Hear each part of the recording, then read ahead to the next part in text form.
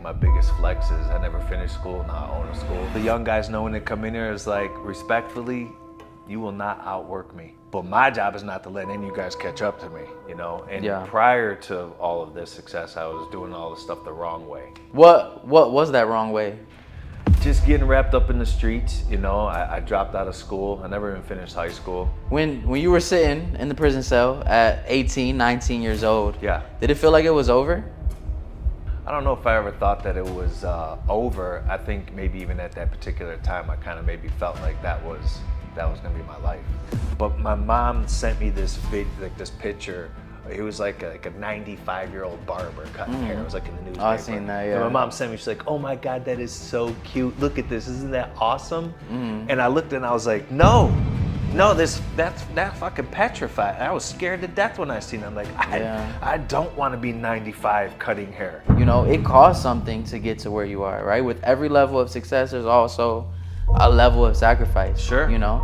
I definitely sacrificed a lot of family time over the years. Do you have any regrets?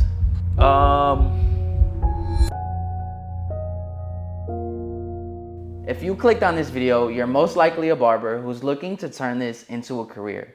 Not only behind the chair, but as well as beyond it. You want to build a business that you can create a lifestyle with and impact and help others as well. And that's why today I have no one other than Patrick Loyal Burke. Thank you. Man, thank you for being on the Cut Different podcast. Yeah, this is awesome. I'm excited for this. Yes, sir. So you own 6 barbershops, right? One being hybrid. So right now, because I have gotten out of some and combined some, so technically right now there's 4 barbershops, a salon. I'm also a partner in another brand that has a salon and a salon suite. Okay. And then I have the school. Yeah.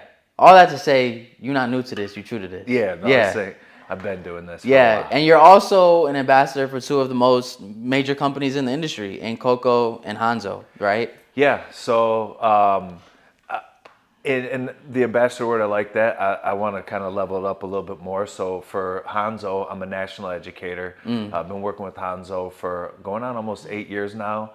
I've been a national educator with them for about the last 4 years. I travel the country just about every week for Hanzo. For Cocco, I'm the head director of education. Okay, for them. Man, so I did you dirty with saying ambassador. No, not at all, not at all. Yeah. So I've been working with Cocco for about 1.5 years now, and I'm also the head director of education for Byrd Hair Products. Okay, yes, I forgot about them. Yeah.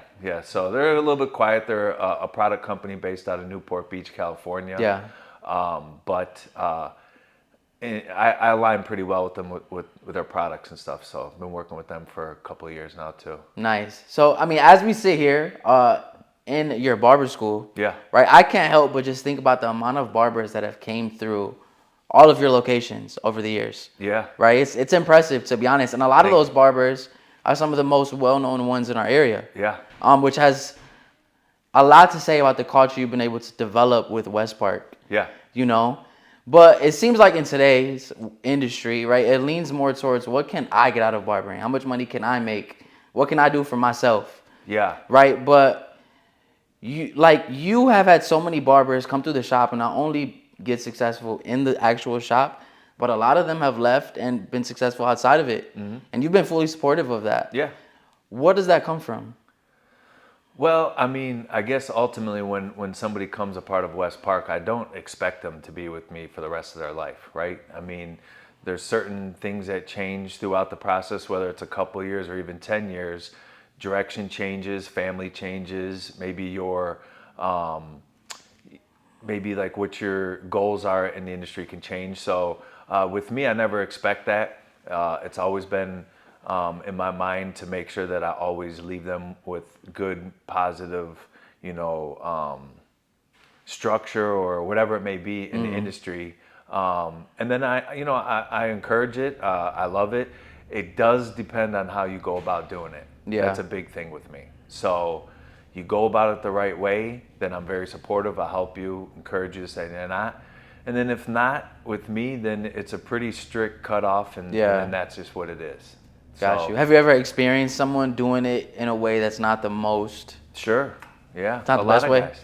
Yeah. It's which is unfortunate, and I don't really understand it because everybody knows, and it's part of the reason why I keep staff around as long as I have, is I'll do anything for my team, right? I'm been very blessed and fortunate in this industry. For me, none of this is about a financial gain. I'm fine there. So it is really about developing teams and visions and growing together in the future. Unfortunately, when you do put a lot of monsters in a room, then you start getting egos start getting in the way, and then sometimes I think the whole vision of the process gets a little distorted. Yeah. And then because it's like you were just saying, everybody wants to be about me, and I. What can I do? And we're in the customer service industry. Yeah. Your job is to serve the customer. We should be taking ourselves out of the equation, right? So I mean, of course, yeah. If you want to gain some financial success in this industry, you know, you got to be smart with what you do, and you can do that very easily in here. But you can also get distracted by other things that can kind of distort your real reality of what this industry is about. So how much of you being able to have the mentality comes from like how you grew up? A lot, yeah, a lot of it. You know, I think a lot of my success comes from maybe how I was raised and some of the stuff from my background and certain things. I think for a lot of men, it could possibly even be like their relationship with their fathers and certain things. For me, my dad has always been a very successful businessman, so to speak, in the industry. So a lot in the barbering industry. I mean, not in the in his industry. Got you. So a lot of my success is driven by trying to, I don't want to say necessarily prove certain things to like my dad or whatnot, but there's a standard. Yeah. I wanted to make him proud, you know. And prior to all of this success, I was doing all this stuff the wrong way. So got you. So working hard to kind of change that, you know. What was that wrong way? Just getting wrapped up in the streets, you know. I dropped out of school. I never even finished high school. So like we were saying, that's my joke is like my biggest flex is I never finished school, now I own a school. Yeah, right? that is a flex. I ain't gonna lie. So I mean, but I also say that too, and I'm glad we're doing this podcast. Because I think again, you know, locally I might be pretty well known. Nationally, not so much. I mean, maybe a part of the companies. Yeah. But you know, I did want to, you know, I think this is a good way for me to let people know that you can achieve certain things in this industry if you kind of move the right way, and maybe some of the process to kind of get there. I'm really big into faith. I'm really big into manifestation. I'm also really big on, you know, treating people the right way. I think a lot of times people in positions of power abuse that. Yeah. So I'm always very conscious of all of that. I'm always so amazed at people that are able to take a circumstance that most people would just succumb to and change it, right? So like take me back to the Patrick that didn't finish high school. Like what was your mentality like then? I'll watch my language on here, but I was a pretty bad dude. I mean, like I was pretty careless. I didn't value people like I probably should have. So I learned a lot. I think it was just kind of more of when you're young, it's kind of hard to express your feelings. So sometimes they come out in different ways. And I think maybe me just kind of getting into trouble and doing certain things was my way. But yeah, it's been, you know, a lot of times too. And we were talking a little bit about earlier about like time management. We'll get into that. But I think I moved so fast and in so many different directions that a lot of times I don't even get a chance to kind of sit back and even absorb some of like the things that I have accomplished. And they come at like random times, you know, I'll like shut out the lights and be able to walk out the door and then just stop and go, damn, I can't believe this it really happens like that. But that's again why I'm really big into manifestation and certain things, and you know, it's been a major part in my life. And did you think you would be successful in the time period like when you didn't graduate high school? Like did you always envision yourself here? Maybe not in the barbering industry, but successful. Yeah, I think I always kind of in the back of my head that I'd be successful. Even when I was doing shit wrong, I was still somewhat successful at it. Right. So that's just in me. I'm always going to do something at 110%. So whether it's at the time was bad or now is good. But whatever I did, I was all in. So I kind of felt like, yeah, I was going to make it work no matter what, but never to the magnitude that I'm at right now. When I opened up my first shop, my vision and goal to be successful was I wanted to have 7 barbers over 10 years. I gave myself a 10-year goal. All right, these next 10 years, I just want to build this up to have 7 barbers. And then that, to me, was successful. I never imagined multiple shops. I always wanted a school in the very beginning when I started cutting, but I wanted it for the wrong reasons. I wanted it because I was like, man, you get rich off of barber school. Yeah. Everybody says that. Oh, everybody says that, right? You make all this money, you do this, you do that. And that was kind of like where I was at back then. And then, you know, over the years, it turned more into helping people and showing a lot of, like, you know, younger men, women, that what hard work can achieve in this industry and certain things like that. So when my vision changed, then that's when the success kind of started coming. But I never imagined even having more than one shop. That's crazy. How did you get introduced to barbering? Well, I always wanted to be a fireman. That was like my gig coming out of school. I was really big into sports, and I was a really good athlete, and I was always like a comedian. I was always joking and playing and clowning around. And then going to prison kind of took away the ability to be a fireman. And I think, you know, at that age I was kind of lost. I wasn't sure what I wanted to do. So there was a barber, Tracy, shout out to Tracy, from Knockouts. He had a barber shop in Lower Cleveland, like 98th, and we used to go there and get cut. I went to jail for running in the streets, right? I was just kind of in the streets in certain things. And then when I started kind of like... How old were you? When I went to prison? Yeah. 17. Basically kind of bottomed over. Basically 18.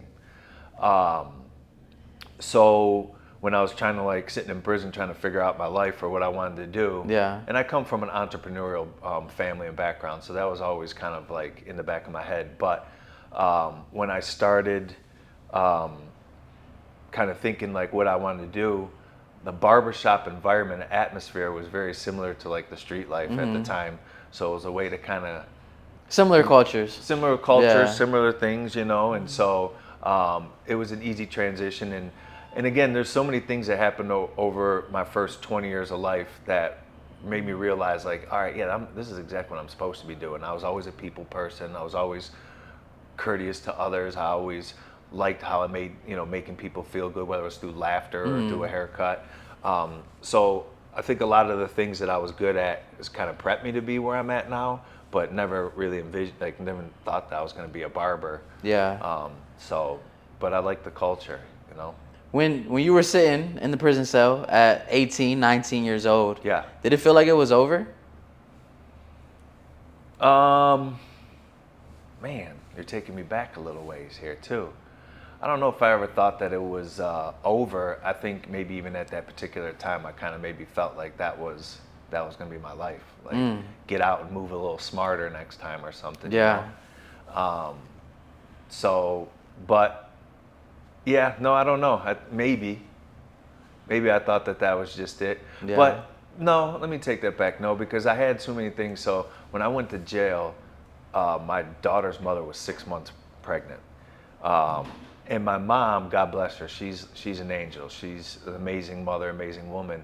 And I put her through a lot of shit. So I think at those times my focus then and always was to get custody of my daughter and make sure that I provided an environment for her. Her mother wasn't really that person for her. So I knew no matter what, I had to come home and change. And then I also wanted to kind of make my mom proud. I felt bad, you know. Yeah. We come from a little Irish Italian Catholic neighborhood, and the area I grew up in was a lot of like you know, dual family, like mother father households. Mine wasn't at the time, so I was kind of, you know, the cops were at the house every other week, and I ran with some rough dudes. Man, Pat was different. I was super different. You'll have to see a picture of my yeah, we'll my put it up on the screen. It's hilarious. Yeah, I'll get that for you before we go. But yeah, I mean, I was a different person, different breed. I was always had the same heart I have now. I just had a different mentality back then. Right. Yeah, I mean, it takes a special person to. A lot of people would be the lowest of lows, even though you were so young. Yeah. You know, going to prison so young might feel like a dang, I messed up. But Yeah. it seems like you always had that mindset to like persevere Yeah. past adversity. You know. That's and I still keep it like that. I mean, some may say it's a workaholic, but I'm just extremely driven, and I'm never content. I don't know. I'm not. I think the school has been the first time in my life where I've accomplished something where I'm kind of like sit back and be like, all right, man, like I did the damn thing here. But Yeah. What about the school was different than the barbershops? because I think it was just such an envision that was so far fetched. You know what I mean? You know, it is like I might have been telling even staff, people around me, like, man, I'm gonna do this barber school. I'm gonna do a barber school. You know, and even Yeah. back in the younger age, and everybody's like, oh, all right, yeah, okay. Hey, yo, you're gonna do a barber school? I Yeah. laugh when I hear other people say it. You know, oh, I'm about to just open up a school. I'm like, oh, you're about to open up a Yeah. school. Yeah. If you're saying that now, then maybe in 10 years you can. There's a process to everything. Right. So, and my process started probably 10 years before I opened it with little baby steps, you know what I mean? Just like little things that were just pushing me in the direction to kind of get to where I'm at. And there's a lot of things. I remember 10 years ago, people were like, oh, you need to open up a school. You need to open up a school. Actually, maybe even a little bit longer, maybe 15 years ago. You need to open up a school. You need to open a school. And I always told them that I haven't done enough in life as a man to be a good educator, right? Because this school is not just about teaching bookwork. It's about helping mold the young generation into solid men and women, Yeah. and doing certain things like that. So there were certain things that I needed to get control over in my life before I can be a true educator, you know? Yeah. So that process started 10 years ago. It was things that I was working towards all the way up to building the school out. This was easy. I built this school out in like 4 months. Wow. It was all the state stuff and legal State stuff. stuff was a lot, you know, educating myself on how to be an educator. Like I said, you know, years ago, that's how I got on the Hanzo team. I didn't get on the Hanzo team to try to make money. I didn't Yeah. do it to travel or to try to be some kind of celebrity or like a well-known artist. I did it specifically because I knew Hanzo has one of the top education teams in the world, and I wanted to be trained by the best educators. You know, I've opened up shops, I've been successful, I've mentored different barbers, I've done this, I've done that, but I've never taught a class. So Yeah. I had to learn how to break down the class, how to articulate it properly, how to get, people motivated in certain things. So, there was a lot of things that I had to do, and I thank Hanzo for helping, kind of mentor and train me into that. 100. So, and then it's been hand in hand. I've worked my ass off for Hanzo, and they've seen that. And actually, Hanzo's an investor in the school. So, there's, we have some pretty big plans in Yeah. the future. We plan on going national. So, I think they've seen it in me, and I'm just grateful that they did. And because a lot of times people overlook, I noticed the ones myself. Not everybody seems to see which people in the area can kind of excel, I guess, in certain things. I agree. I'm still learning that because obviously I opened my shop. It's actually about to be a year on Saturday. Congrats. But just learning how to look for people that are the A+ people, right? Because you're not gonna hire all A+s. No. But I'm learning the skill of like, okay, this guy has something. Sure. And, I mean, like we said before, a haircut for me is lower on the totem pole. You know what I mean? It is about your professionalism. It is about your work ethic. It is about your personality. It is how you treat and approach people and certain things. Like, that's more important. I feel like when I put all those monsters in a room and the ego started going, I think that it kind of turned off a lot of customers. I think I kind of set my brand back a little bit, having a room full of monsters. At the time, it was big and it brought a lot of noise, but then it just started getting kind of really toxic where people thought that they were better than, they thought that their actions could be just whatever they want because they're a great barber. Yeah, I guess that's kind of different train of thought because you think, oh, if I hire all A+s, they're all gonna get along, but there is ego attached to excelling in an industry, right? And you kind of need all of it. You need the A+s for the standard of haircuts. Sure. You need the C's because those are the people that usually upkeep the shop, make sure everything's running smoothly. Yeah. The ones you really don't need are the D's and F's, right? But the Sure. A's, B's, and C's, I feel like you need a balance of those. 100%. I agree with that. Yeah. And then I think when you put all of those A's, B's, and C's in the same room, that they all, like they say, iron sharpens iron. So that's one of the things that I felt has been really beneficial for bringing people into my brand, was that you had a whole bunch of monsters around you. You had no choice but to get good. Yeah. You know what I mean? And even to my students, my students see the work that me and the instructors and the barbers are putting out. So they're actually able to at least visually see like what a good haircut looks like. Where I'm noticing for some people, they don't see it. They don't see the imperfections in the haircut. And I don't know if that can necessarily be taught, but with repetition and practice and certain things, you can always. It can be learned. Yeah, and like we said before, a haircut's just a portion of this. I think the customer service and experience for a lot of people can go beyond. Listen, if somebody's extremely picky and they want that flawless haircut, they're booking you. Right. Most people just want that experience. They want to go in, they want to shoot the shit, they want a good environment, they want to feel comfortable, and they want to feel like when they're spending their money that it's well received. Again, some of these barbers feel like they're doing the customer a favor by cutting their hair. Yeah, I think I always say that, bro. They're doing you a favor. Yeah, Yeah, it's wild to see that. So I feel like now, you'll see there's periods where you're growing, where you got to be sometimes where you're like, damn, maybe this guy might not be lining up with me, but I need somebody to do these haircuts. I need this rent money. I got to make this work. So in the beginning, a lot of times you might be able to compromise some of the stuff that you really don't want because you kind of make it work. Fortunately for me, I've been doing this long enough that now I don't have to have anybody in the brand that doesn't align with what we're doing out. And I've learned the lesson too, to kind of part ways with that really quickly too. 100. So let's stay in that lane, right? So having worked with you've had to have worked with over 100 barbers, right? Yeah. So having worked with that amount of barbers in your career, what separates the barbers that are able to like break through and the barbers who stay stuck? That's a good question. I mean, I think that some of the barbers that kind of break through just always have that natural given the talent, right? Like me, I can't draw. I'm not an artist. I can't draw pictures. I can't do anything. A lot of the artistic barbers have that just natural gift to where they can just cut and everything else. I think, their personality and their work ethic is what's going to determine if they kind of break through or not. Because you can only go through so much. I remember, and I always talk about this a long time ago, I used to have this one barber, I'm not going to say any names. He was younger at the time. He was early 20s. And to me, and even to this day, I think he's one of the best faders I've ever seen. I mean, the kid was amazing.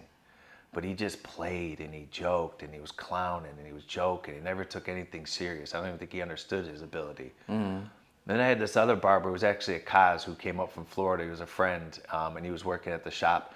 And he was one of the worst barbers I've ever seen. I mean, I joke, you could probably throw a pair of clippers at somebody and give a nicer haircut. But he had the most amazing customer service. He made people feel amazing. He had a great time. They loved coming in and hanging and talking to him because it was just a great experience for them. And he was busier than the barber that I think to this day was still one of the best faders I've ever seen. So it doesn't always come down to the quality of the haircut. Sometimes it really is about the customer service and the experience that they get. And I think a lot of people are forgetting that. And I think with our newer age barbers are trying to speed line so fast that they're forgetting some of the important qualities of our industry, like face shaves, head shaves, facials. I mean, maybe you're a little different. You got younger guys and you guys might be still kind of doing things, but when was the last time you walked in a barbershop and they had a hot steam shave going on and like a facial and like the whole works?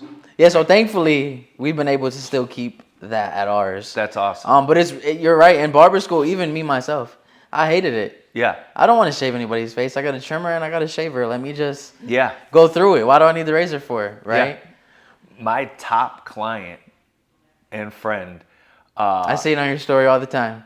That's all. And I don't know who he is. I see the area. Yeah. Yeah. He only gets, I give him a face shave once a week. Yeah. Once a month I might trim up the ends a little bit for him.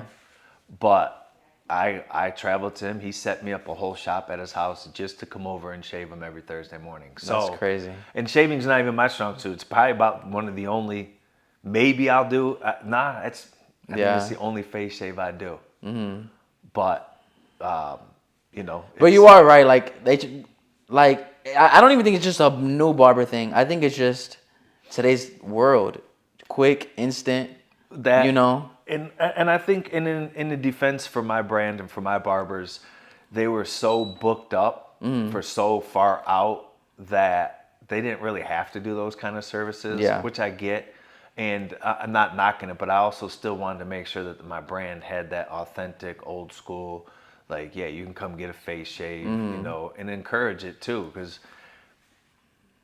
the industry started changing maybe, you know, 10, 15 years ago, where it did start becoming more mainstream, and then it was okay, and it started being okay for men to pamper themselves, right? Yeah. And kind of, you know, spend a little bit extra time and get those services. So that started coming around, and I noticed it. But so I liked it, like you said, maybe it's a good avenue for them C's and B barbers to start getting certain people in there, because a face shave too might be just at the surface a face shave and he paid you $50. Yeah. But you're forgetting about that amount of advertising that guy's going to do for that week when he talks about how awesome it was to sit back at the barbershop. You made him feel good. Yeah, you made him feel good. You caught a fresh shave. You got sports on TV. Everybody's shooting the shit. Like, those are the experiences that people are going to talk more about.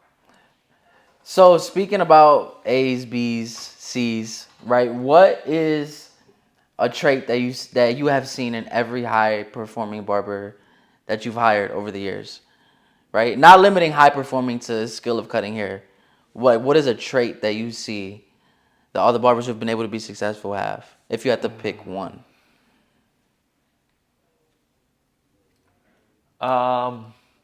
Maybe one might be their passion for what they're doing, like wanting to provide a good haircut might be one of them.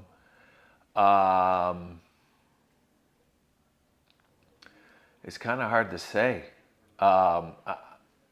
Probably just their personality and how they're able to interact with the client throughout the service. Yeah.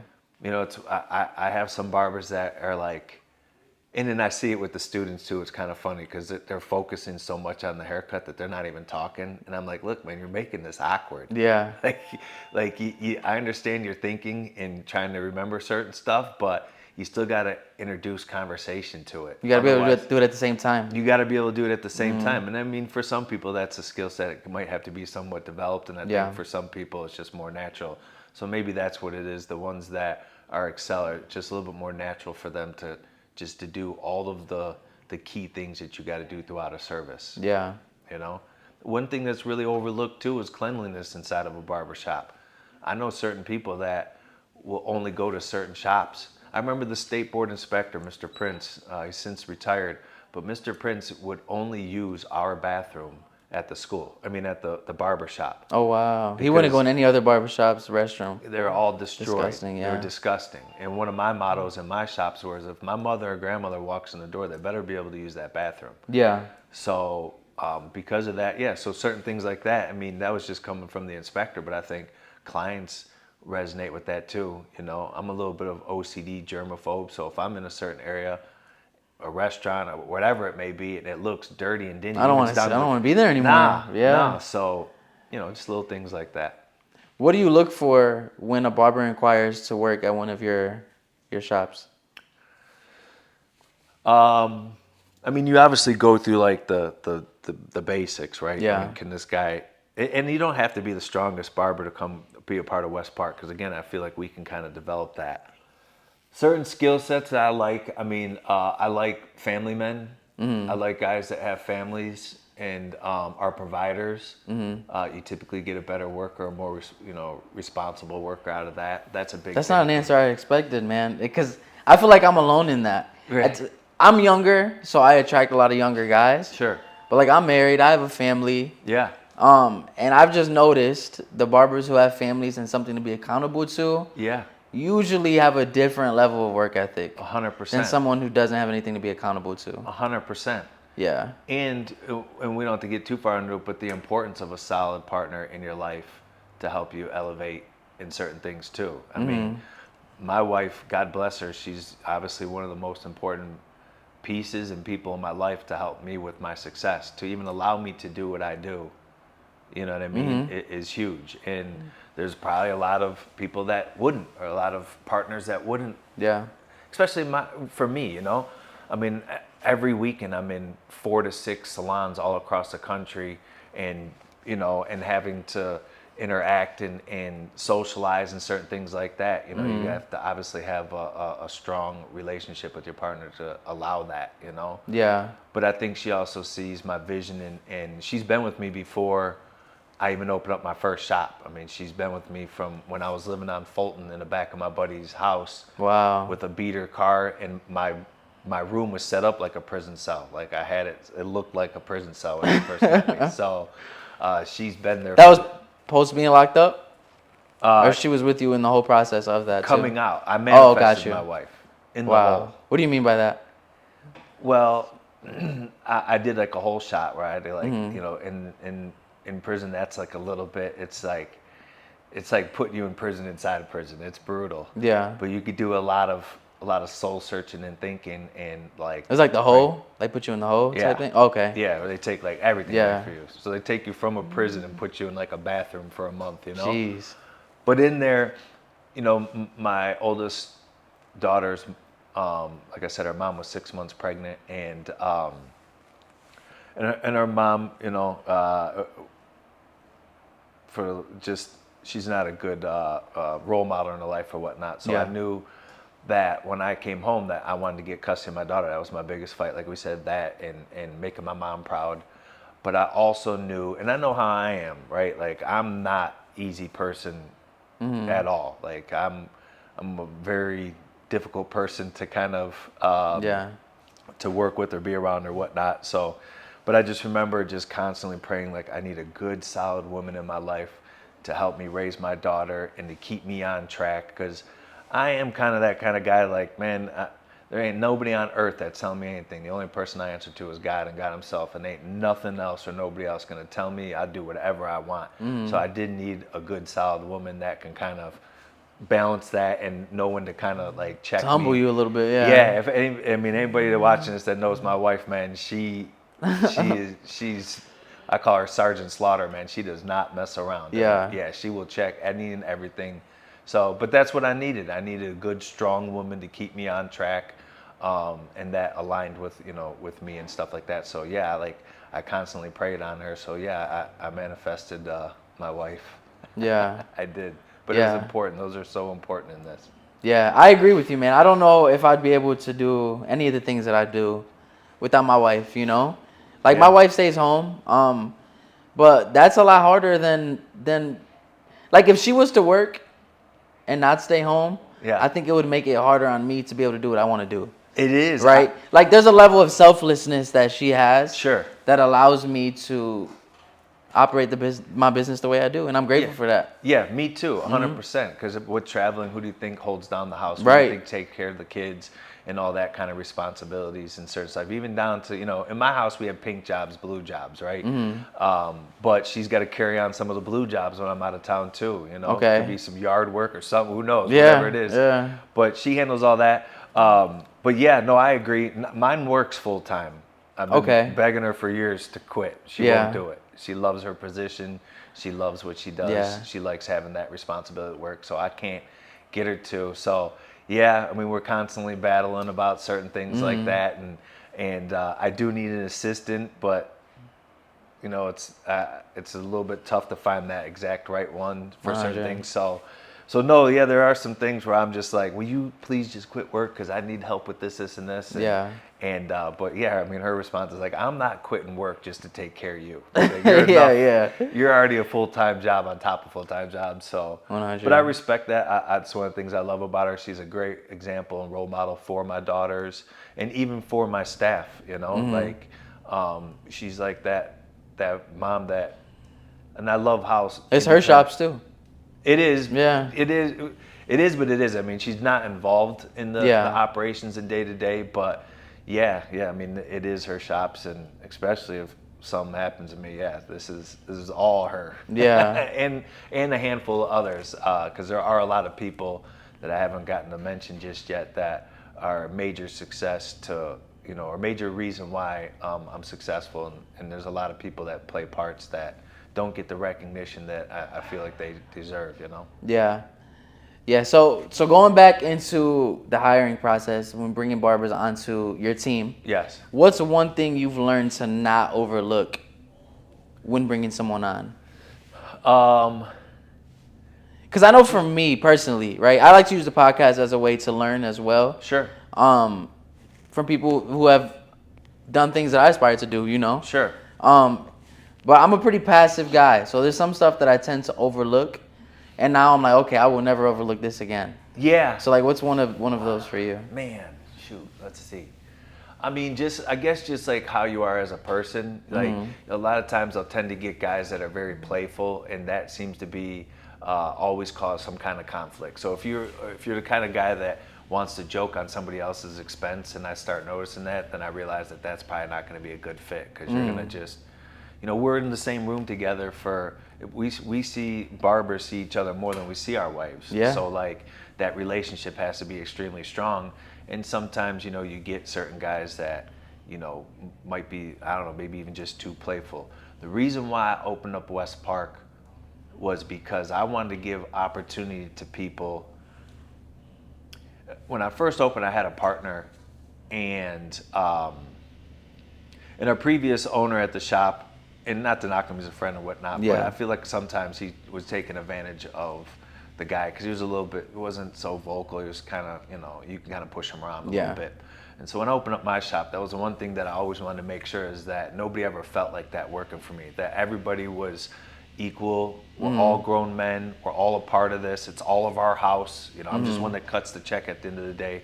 And I wanted everybody to feel comfortable. So that's why I opened up West Park. It could be anybody comes inside those doors, and when you're a part of the family, you're protected. You don't have to worry about, people judging you or anything like that. And I even hired a barber a long time ago, Ben. Shout out to Ben. And I remember when he graduated barber college, and this was quite a while ago. He put up a post that he had those big gauges. Remember? Yeah, I think I know who Ben is, because you said Ben and I automatically envision gauges. Yeah. Ben's fire. Amazing barber. Awesome dude. Awesome barber. Everything across the board. But he made that post that he felt like people weren't going to take him serious in this industry because of his years, and he wasn't sure if he was going to get a job. And I didn't know anything about Ben, and he was in school, so he didn't have like the most firework. He looked like he was pretty decent. But I reached out to him and said, look, man, I have a shop. I can use an extra body. I can't promise you anything. The only thing I can promise you is that nobody in my shop would judge you based off your ears. Like, I want everybody to feel comfortable in their environment. Yeah. And so I was able to bring in some people that maybe in different shops they might have been, maybe taken advantage or maybe overlooked. Whereas with me, that wasn't the case. So it kind of worked out for. That's beautiful, man. Yeah. So I know for me, approaching a year opening my shop, I've learned a lot.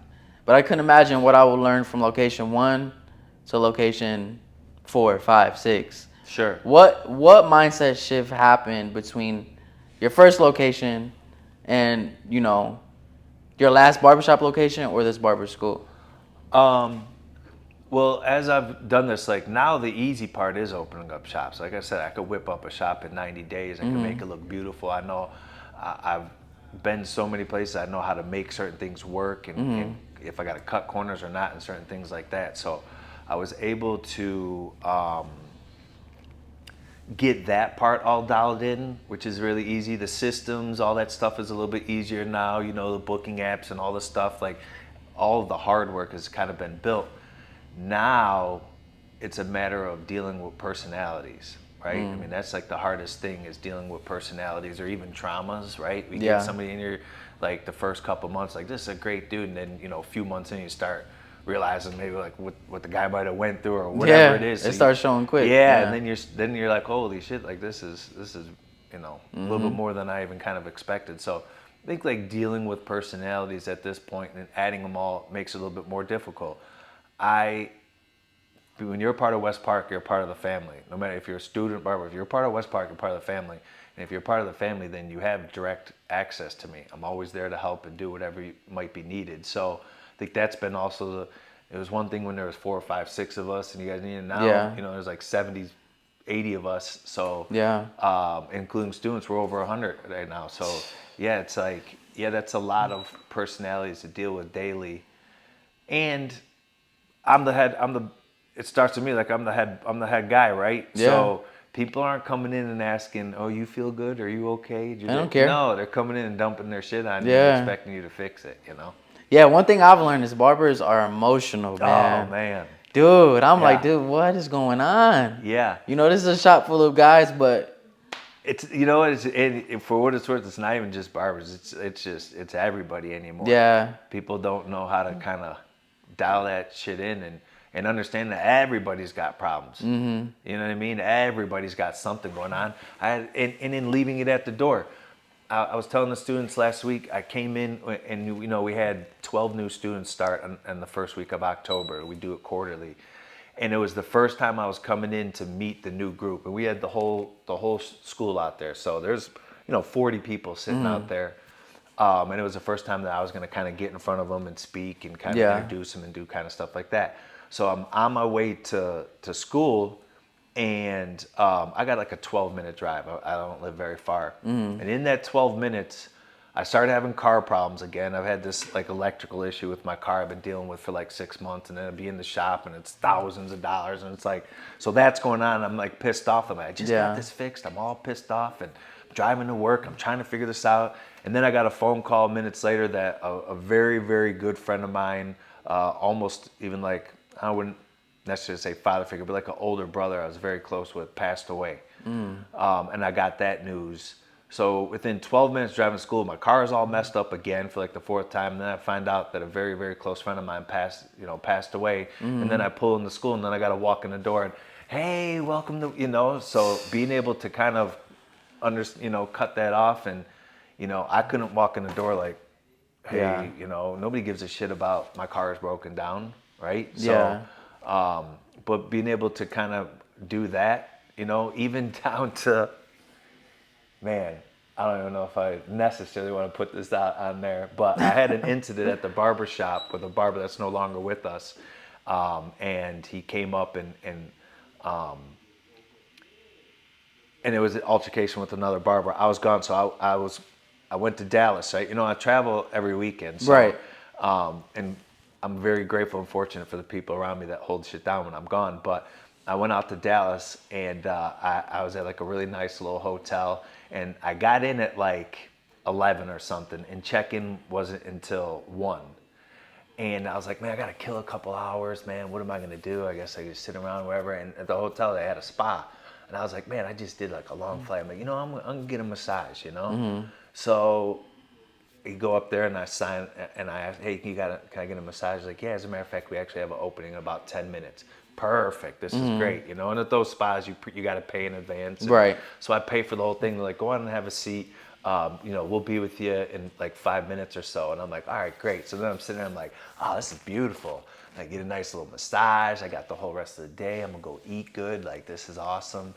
And then I get a phone call, and I pick it up, and it's like all chaos. Like, this kid came up. They were fighting in the back parking lot. Oh my God. Somebody they're saying there's a knife involved, and there's all kinds of chaos, and people are calling me, and they're blowing my phone up, and the managers are calling, and people are calling, and everybody's freaking out, and what's going on, and it's all this craziness, and I'm like, what's going on, what's happening?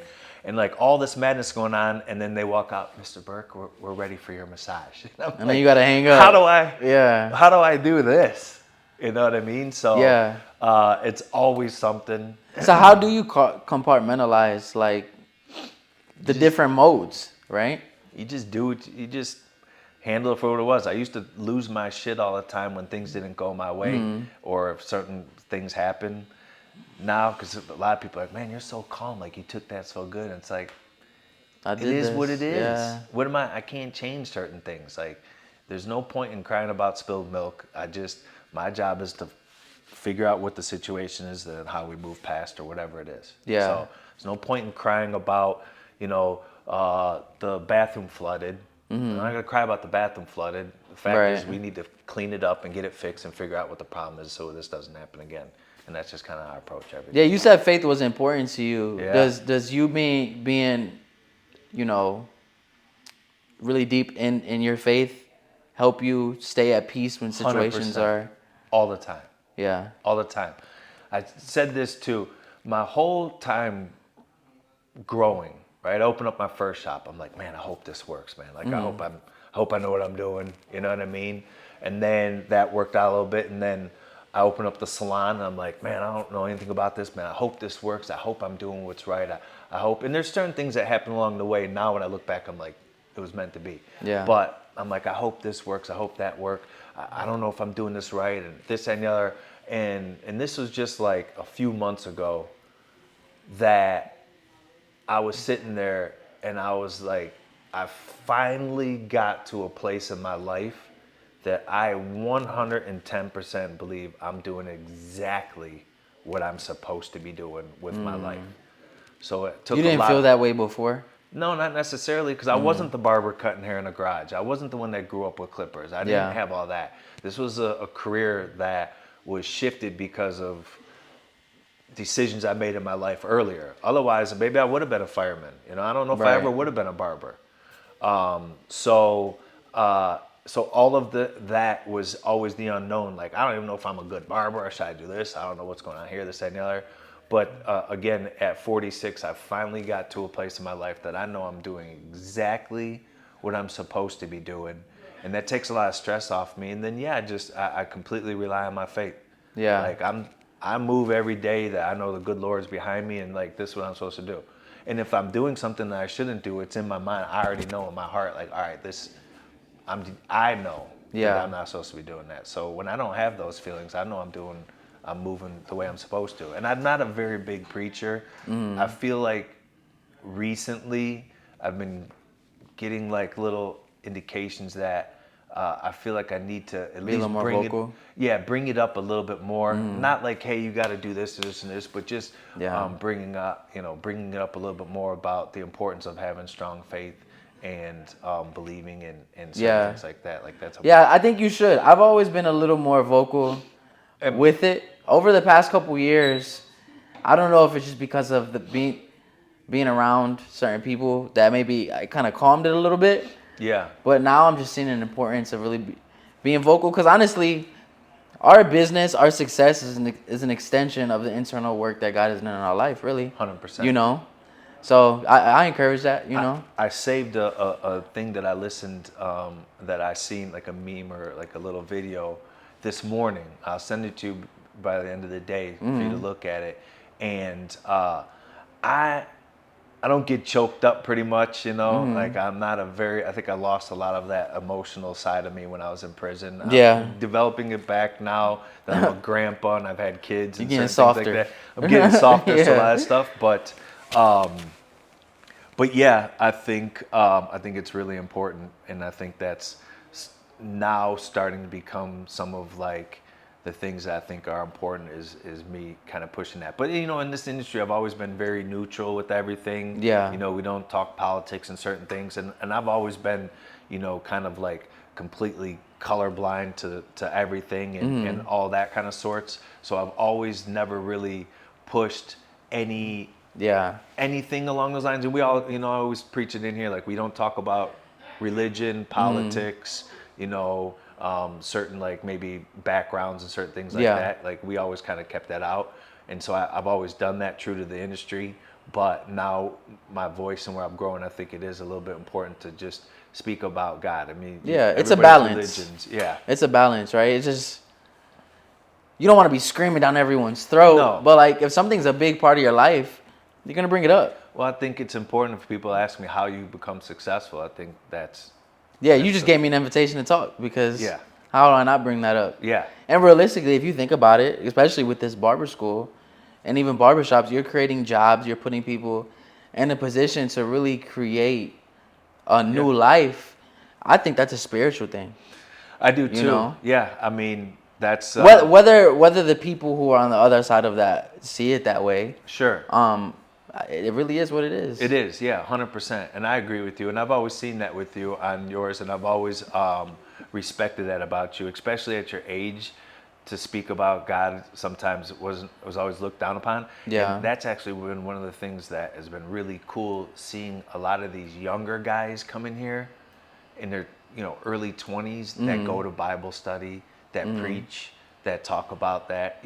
Yeah. Like when I was young, I don't think it was like cool to say that, like, you believed in God. Right, It was just right. like, You go to church. Yeah, Right, yeah. It was like, yeah, it was corny. I think now it's something that's a positive and more encouraged in the younger generation. I think that's awesome too. So Yeah. I've always wanted to kind of encourage that. I mean, I have a couple kids here. They're like 24. I'm like, what are you doing this weekend? I'm waiting to hear some like off the wall stuff. And they're like, oh, well, I have Bible study tonight, mass this weekend. I'm like, that's awesome. Yeah, you taking back like what? Yeah. Yeah, I gotta shout out Aiden, man. Aiden at my barbershop. I seen that too. Yeah, When he came into my shop, the not to get into biblical, but the Bible talks about how we become lukewarm, right? Yeah. And I did, right? You get so focused on the business, being a dad, being a husband, you kind of put that at the back burner. Sure. But when he came in, this dude just had this fire. Yeah. So shout out Aiden, man. It was convicting, That's great to see that. Yeah. And then, especially too, I also like it when somebody is,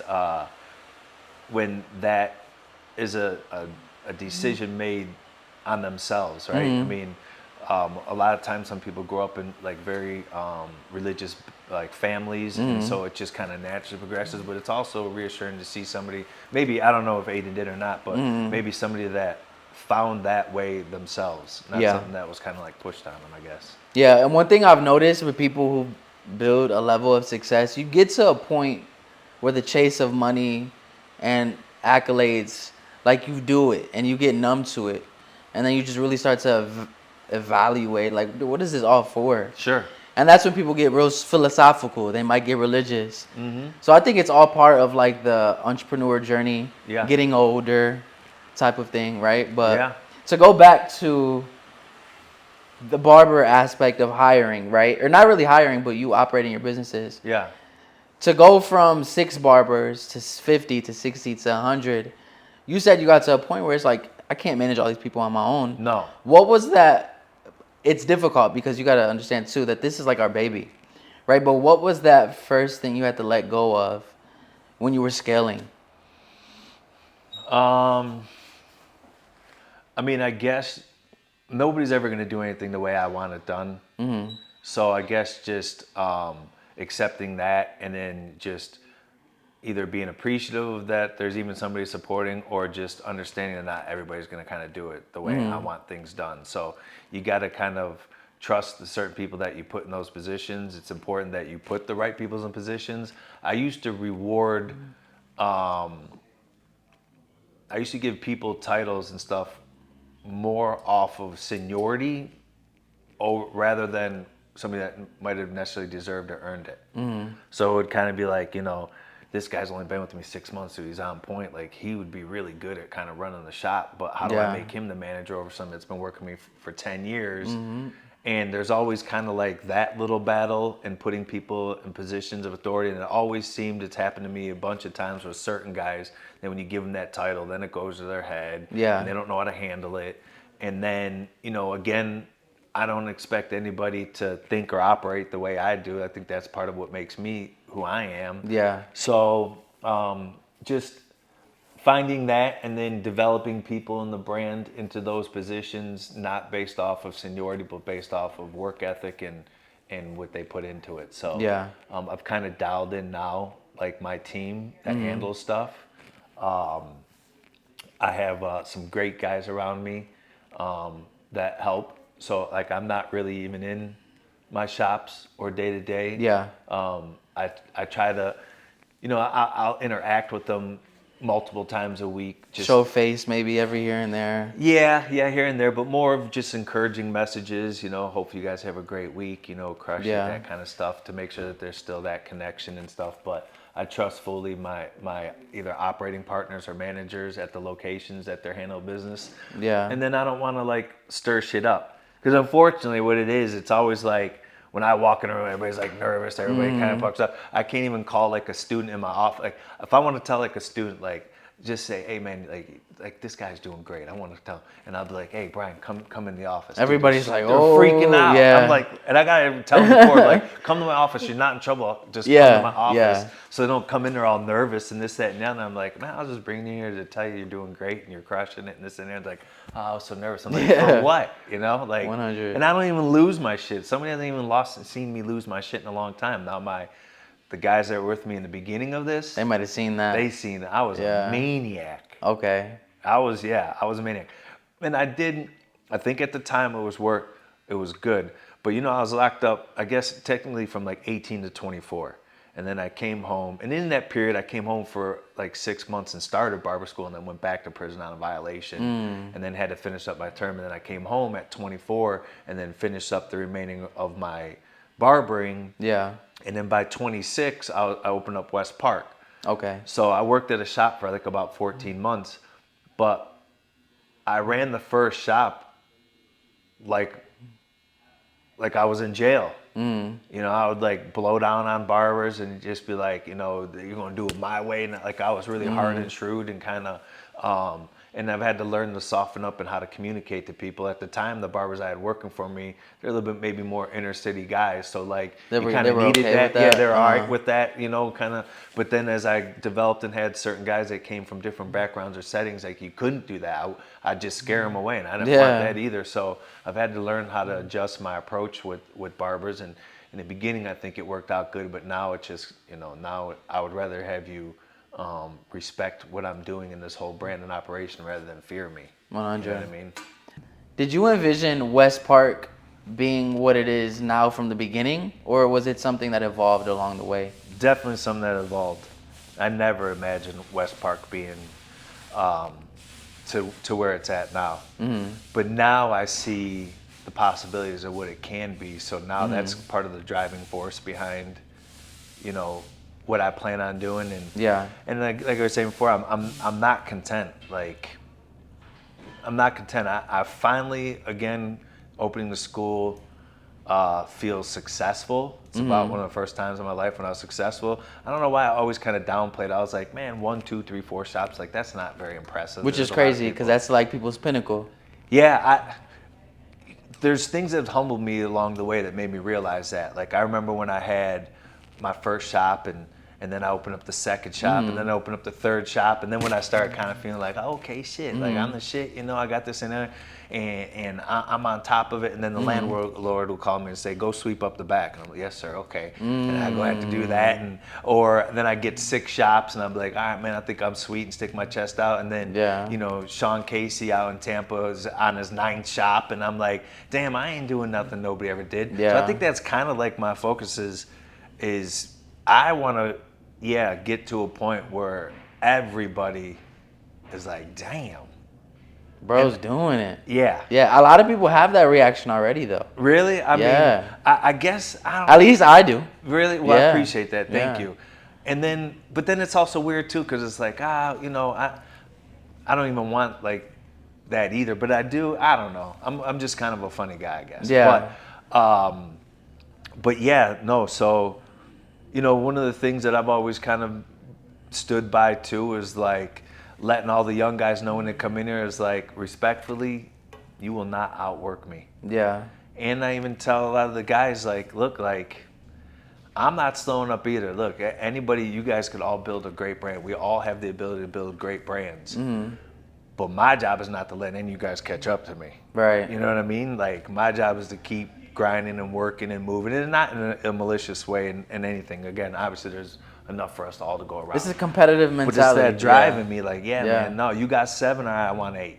You got 9, all right, I need 15. 100. You know, and not even just the one up. It's got to be, damn, this dude's. But again, I say it respectfully. But every time I start kind of feeling sweet, I went this weekend and taught at J. Douglas Anthony Schools in Michigan, and I went in there. They have 8 schools, and they graduate 800 people a year. Oh my gosh. And I was like, I ain't shit. That's crazy. I ain't nothing in this game. Yeah. And I've met a lot of the legends, you know, a lot of these legends right now are starting to kind of phase out, and it's kind of unfortunate because I think social media not was like, you know, not like any kind of downfall or anything, but a lot of legends that, you know, did 10, 15 years and then it wasn't really mainstream. Yeah. Are starting to fizzle out, where a lot of like younger guys are able to come in and kind of really capture the spotlight. Yeah.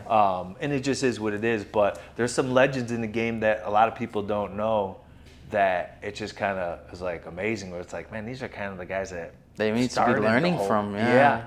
I was with. What do you think turns a lot of those guys off from making the content, from being vocal online about what they've been able to do? The older guys? Yeah. I mean, because it's just not, and the same thing for me, it's just not really our cup of tea. It's not really Yeah. what was like kind of brought up. And Are you okay with what's left on the table from you not capitalizing on content? No, I think I'm just not very, I guess, camera friendly. I'm getting a little bit better. And I never really had a desire. And luckily, my hard work has shown himself. Like, you know, a lot of even guys like, say, what Hanzo or some of these other groups have huge social media followings in their presence. And I think from, you know, what I've accomplished helps me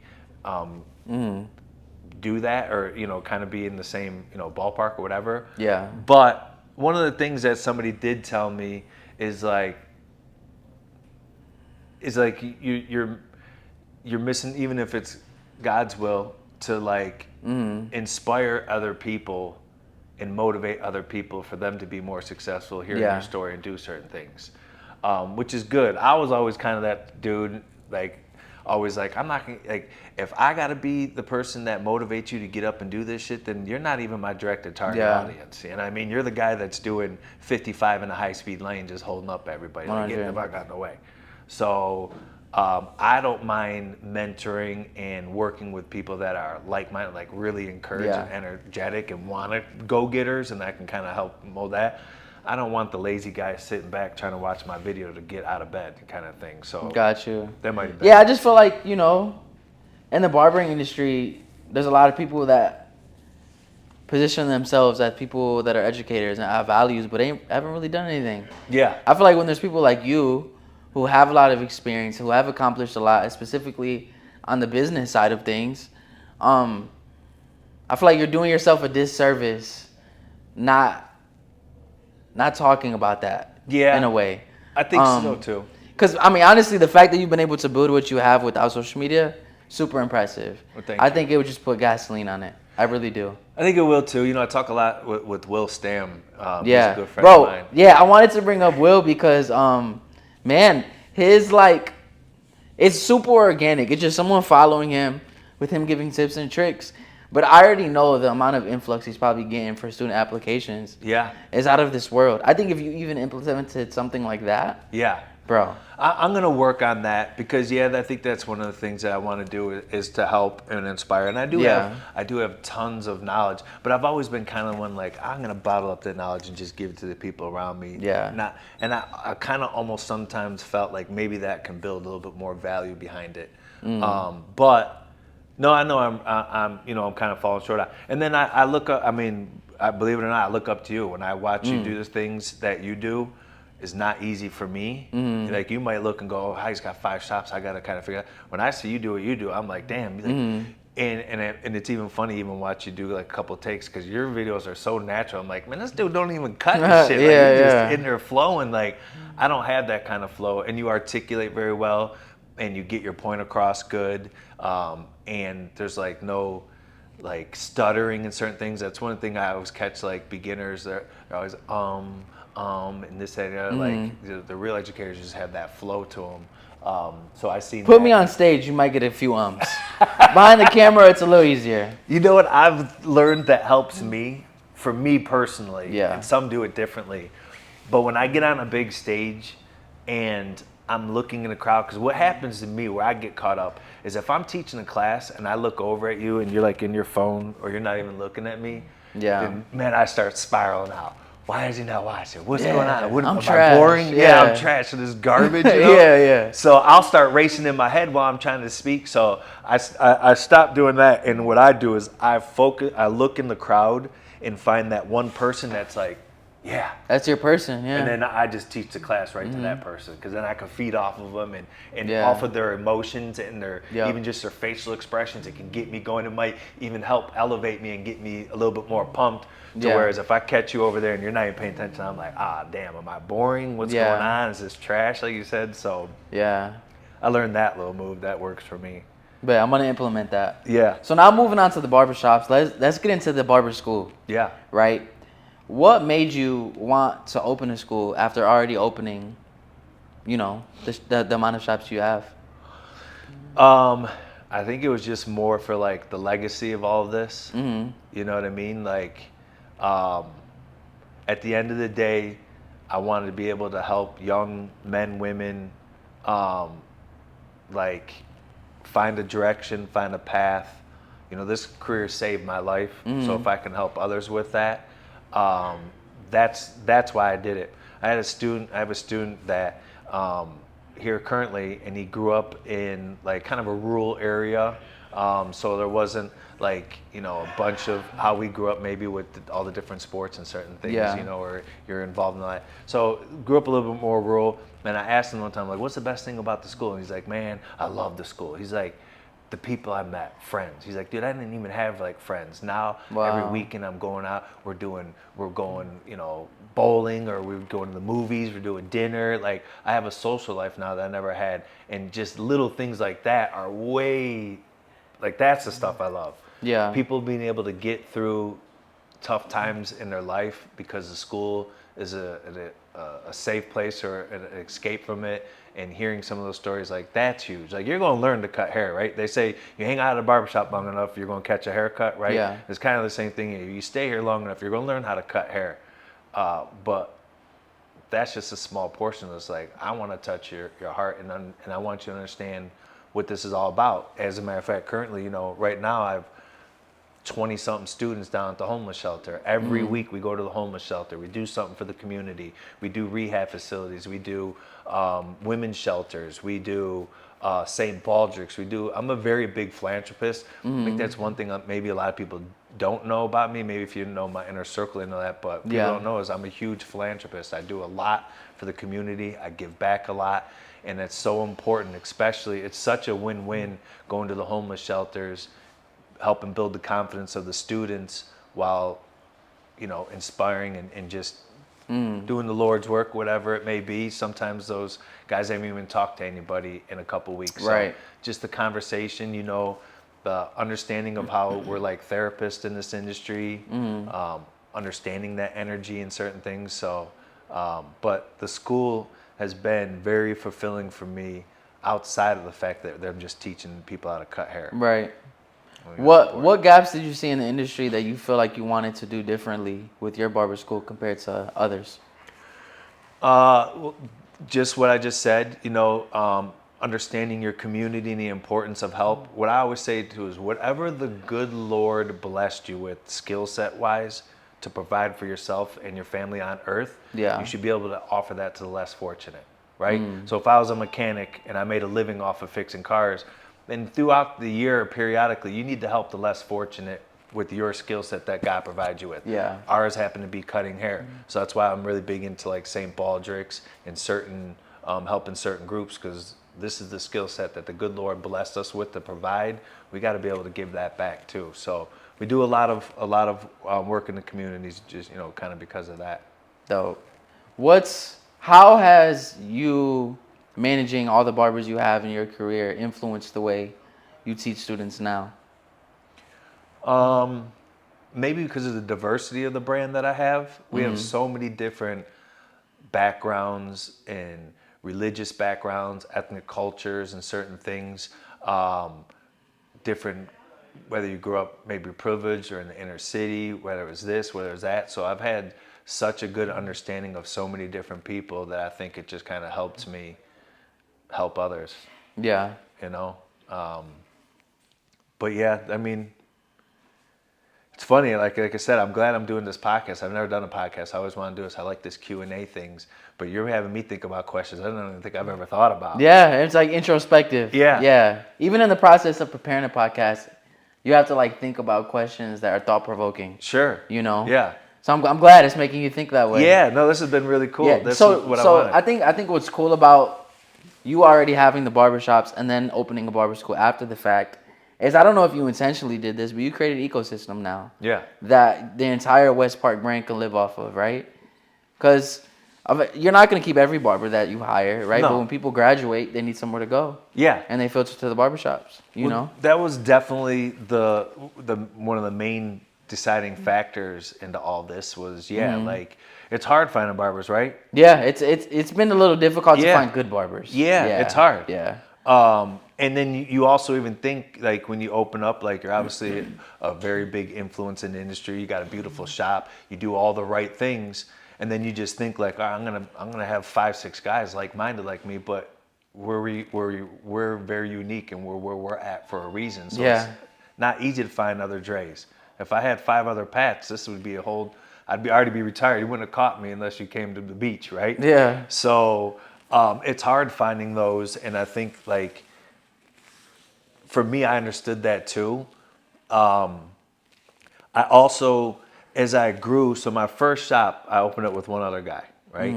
And then we built that over time to 9 barbers. And I'm really big on it, especially at the time. I mean, we still do it, but I was really big on, like, monthly meetings, right? I'm always preaching that. You got to have monthly meetings with your staff. Do you? So we did a few. I don't know how effective they are.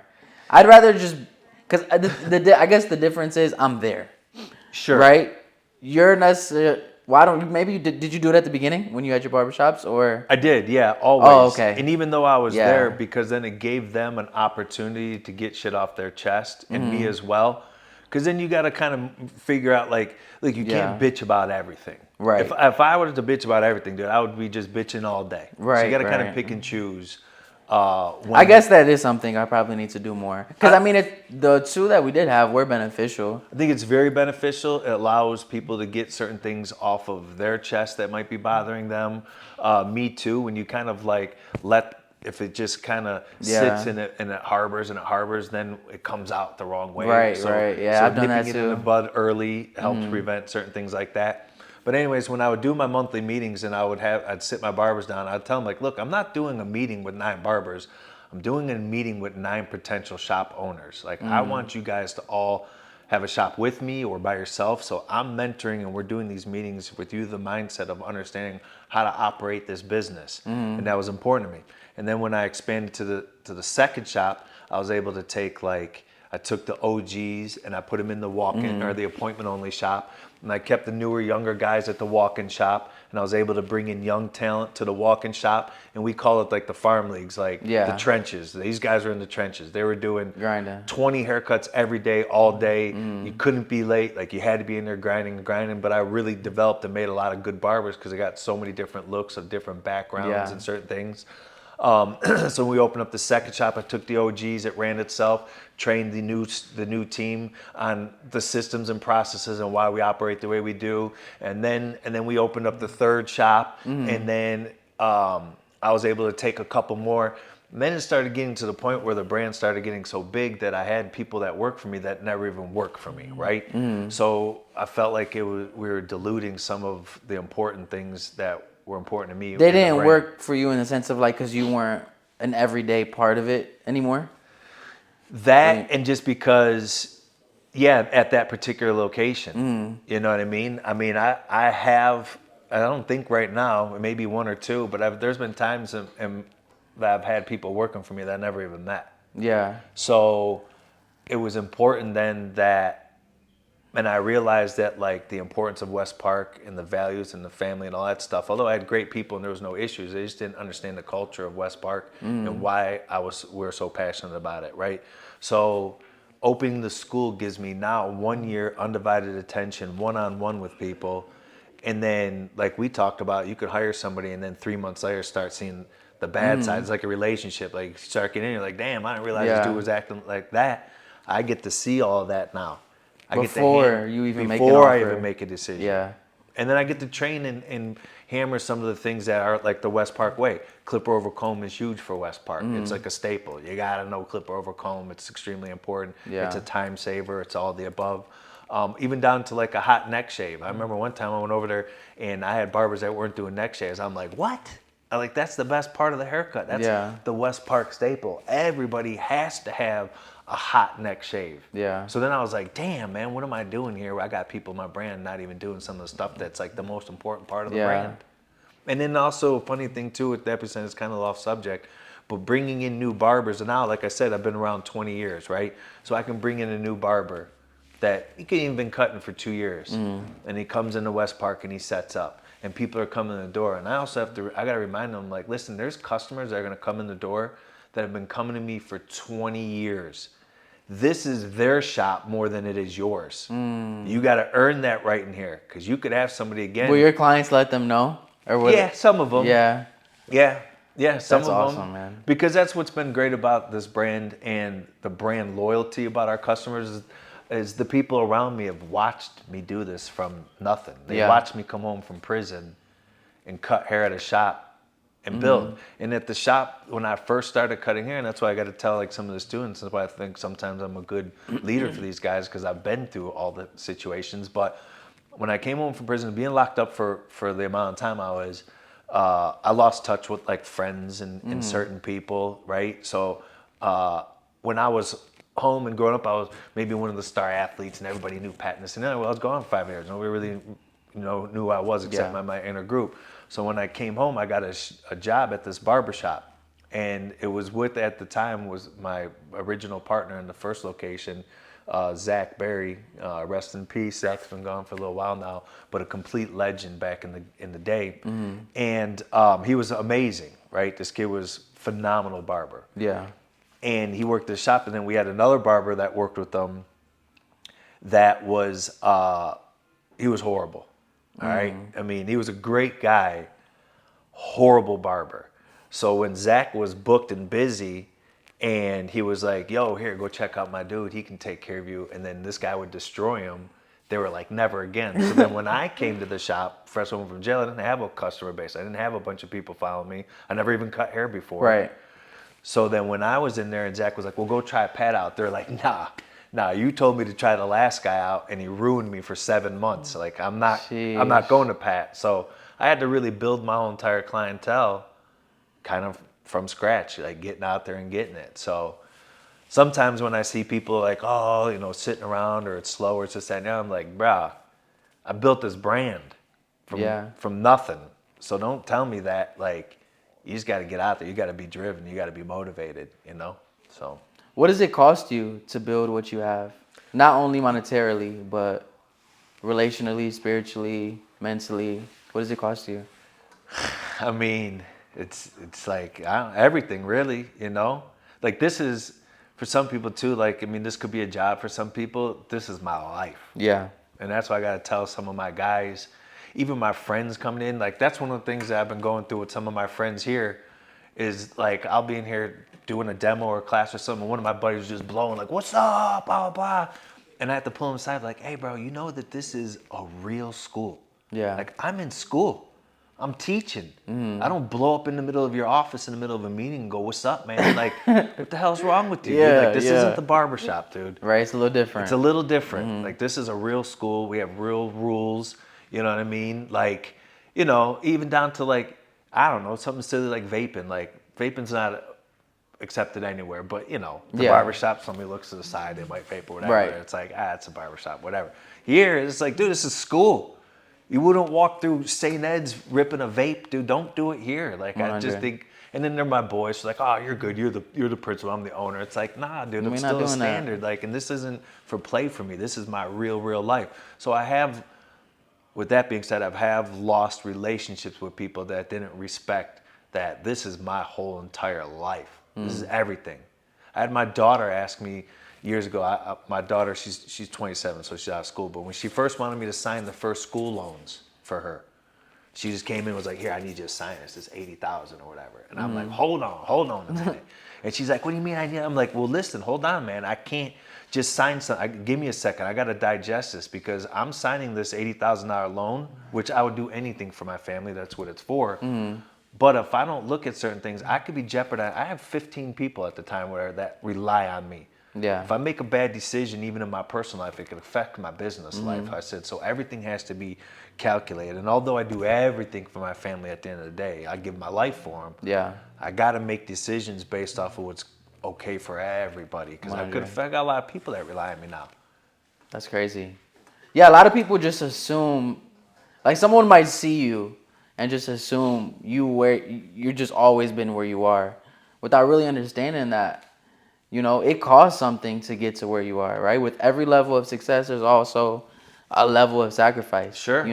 That's why when I always see someone who has really accomplished something, I always ask them like, what has it costed you? Because sometimes, if I aspire to be in a position that someone I'm talking to is in, and they tell me it cost them whatever this is, Yeah. I might not be willing to take that on, I definitely sacrificed a lot of family time over the years. Yeah. And I'm very grateful that my family's supportive of that, and they see my big vision, and they see that I'm on something on a whole nother level. Like they see the vision now. But I sacrificed a lot of family time. I sacrificed a lot of stuff with my wife. She knew going into our relationship that I was like, look, I'm not your average dude. I'm not a 9 to 5 guy. I'm not going to be home at 5 o'clock for dinner with a white picket fence. This is how I move. Yeah. I move crazy. So, you got to keep up with me. And I'm grateful that she took that on, because it wasn't really what she was looking for in a relationship. But, we're meant to be. So, Do you have any regrets? no. Doing what I did and all of this? No.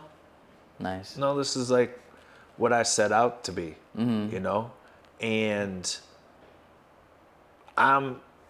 again, for my family, it's a different situation. I'll do whatever for them. But even to my family too, I'm not going to make myself unhappy to make you happy. We either do it, we're either in this together or we're not, kind of thing, Gotcha. So, but I sacrificed a lot with my family, but they understand it. And now my family lives a life that is not common for most people either. Yeah. I mean, they're around, and one of my clients is the owner of the Cleveland Browns. Yeah. I haven't seen him this year, so I don't know if he technically still is or not. But Yeah. I cut Jimmy Haslam for a while. So for my son to be sitting in the barbershop and Jimmy Haslam walks in and shakes, hey, how you doing? That's cool. We go over to Njoku's house all the time. Like, stuff like that is really cool.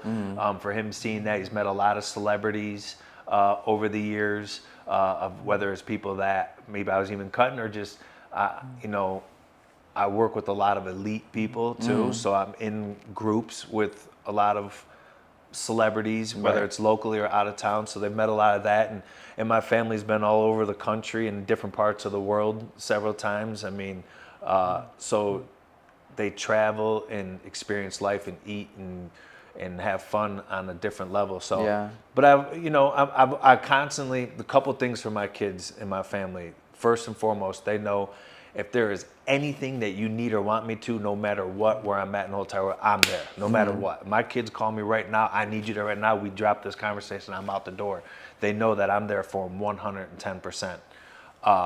So they have that understanding, assuring. And there's times of like, hey, Dad, like, I want you at, I have this going on, or can you do this? So they know, and they will understand to just keep me notified, and I'm there and all that kind of sorts.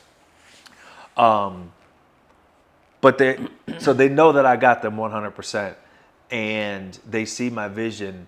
And I've done it before, it probably wasn't the best place, but like I took my family to Hawaii for 10 days, right? There's certain things that I've accomplished. Vacations ain't nothing, but paying for colleges in private high schools, St. Joe's colleges, certain accomplishments like that were great for a man and for his family, and certain things that I've been able to do, for my family has been amazing. Everybody's taken care of, schools are paid for. I bought a house for my daughter. Like, everybody's set and good because of all of that. So it's good. But I remember we were in Hawaii, and I was like, look, you guys, like, I do this all for you guys. This is what I do it for. And I said, and I will give this all up. If you guys would rather me be home every day at 5 o'clock and living like that kind of thing, I'd give this all up in a heartbeat, and if that's what you want, I'll do it. I said, we might not be sitting in Hawaii, Right. but I will. And again, my kids love it, but my kids are like, nah, we'd rather be in Hawaii, Dad. Yeah. We'd rather. So they're good. They like it. They're on for the ride. Like, we get to experience a lot of stuff, and I think I'm building a legacy and a culture here that if they want to be a part of it, cool. I Yeah. think I'm also, with my vision and where I want to take us to, I think at some point in time, I think all my family's going to probably have to be a part of this, even down to like my mom. 100. You know? So, because I do plan on going national. I do plan on having 50 schools. I do plan on having 15 more barbershops. I mean, I have about 7 other businesses too that aren't even involved in barbering. I have a property investment company. I have a supply company. I have a t-shirt company. I have, a bunch of different things that. That's awesome. I didn't know that. Yeah. That's cool. Yeah. Yeah, 'cause my next question was, what has kept you part of this industry for so long? What kept me in this industry? In barbering industry for so long? Because the reason I asked that is because a lot of people, especially new barbers, they don't see barbering as a long-term play. They want to get in, get what they could get out, right? But you got in, and you stayed part of the culture. You've built it into barbershops, into a barber school. Like, barbering has been part of your life, like you said. It's just me. This is all I know. This is all I've done, for one. And for two, at the end of the day, I love this. Yeah. I love cutting hair. It kind of sucks that cutting hair has turned into a business for me. Yeah. Because I just truly love to just cut hair. And I remember when it was just that. I remember when I was just either paying booth rent or just had the one shop to worry about. And I had a barber leave and go open up a shop. 2 barbers left and went and opened up a shop. And one of the things he said, he was like, man, I just wish it was back to like the old shop, like when we were all in there clowning, like the first shop I had. They romanticize the past type thing. Yeah, and they're like, man, I wish it was just like the old days when we were in there clowning and kicking and this, that, and that. And I said, you know what? I said, to be honest with you, yeah, that was the best decade of my career. I loved it. That was the funnest. We had a great time. That was amazing. Yeah. It was definitely the best decade of my career. But I didn't want to just sit behind the chair the rest of my life.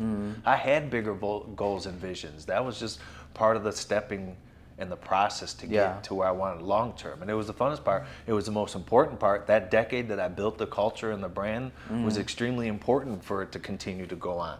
So although some people, some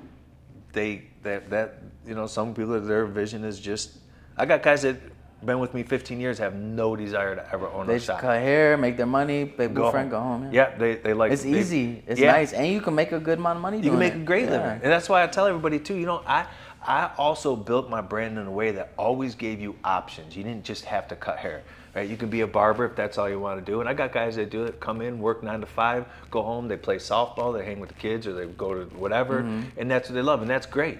And they're beneficial, and we work together. Then I have some guys that want to be more managers. They're tired of seeing the towels sitting over there dirty, and they naturally gravitate towards a managerial role. And then I have people like that excel at that, and like, I want my own shop. Like, let's do a shop. Or maybe they want to be an instructor. Like, hey, I feel passionate about teaching and helping. Or maybe they want to own a school with me. Like, I will expand with any one of my guys that show me that they're worthy of it. But I want everybody to have a piece of this. I want everybody to be invested. I want everybody to have a part of the West Park. And that's how we're going to kind of grow it. So I always grew my brand in a way that had options, teaching at school. I can open up the doors for education nationally or showcase or encourage, Instagram or like a social media kind of presence. So it was always important for me to grow this brand to where there was more options than just cutting hair. And I think it came from my mom a long time ago. My mom's been one of my biggest supporters, but my mom sent me this this picture. It was like a 95-year-old barber cutting hair. It was like in the newspaper. I seen that, yeah. And my mom sent me. She's like, "Oh my God, that is so cute. Look at this. Isn't that awesome?" And I looked and I was like, "No, that's fucking petrified." I was scared to death when I seen it. I'm like, I don't want to be 95 cutting hair. Yeah. Like, that's not what I want. And even all of this, I don't want to take this. And no, I have a number. I have an end goal. An exit strategy. I have an exit strategy. I mean, I'll always still be a part of it and around, but not wanting to operate to the level I am now. Yeah. Going back, I wanted to bring a picture, but I didn't have enough time to bring it. Yeah. I saw a picture of the first. I think it was one of the first locations. You had a sign that said like "We fix bad haircuts" or something like that, right? Yeah. So I'll put that up on the screen. Yeah. But if there was one sentence on a wall that you could put in every barbershop, barber school, what would it say? All right, let me think about that because I'm going to tell you about that banner too because there's the story behind it. Okay. It wasn't just for like the shop. What would I want it to say? I mean, it's maybe just coming off the top of my head something which is even kind of corny. I could probably think of something better, but just probably team together, everyone achieves more kind of thing. So the importance of teamwork inside of a brand, inside of a shop, is really it's so make or break, because and how I have everybody do like one specific little job, and if Bob and Brian come in every single day and they're handling business, they're doing what they're supposed to do, but Steve and Sal are kind of lazy and they're sitting back and this, that, and the other, and they don't do it. You know, eventually the ones that are doing it are going to catch some resentment and be like, fuck it, man, I'm not going to do this no more because nobody's doing it. Right. So, you know, weak links can be very toxic inside of a brand. So I think more just and I've always been really good about this is team, this is family. So that would probably be something. I mean, again, like I said, I could probably come up with something better if I really thought about it. But team is just so important. And maybe the one that is even more important than that is communication. Communication is so important in everything, right? Yeah. Relationships, business, family, God, everything.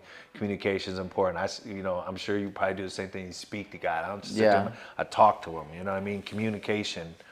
So that's very important. But back to the sign. So it said, "We fix not so great cuts." Yes. And it said, "Real barbers for real men." So directly across the street, they put in a Great Clips. Oh my gosh. Right across the street from us. Yeah. And at the time, you know, we're probably 5, 6, 7 years into it. We're getting pretty big. We're getting known. It's still there? No. Okay. It just actually recently shut down. Okay. Not that long ago. But they put in a Great Clips directly across the street from us. And I'm like, what is this? And we're all kind of freaking out.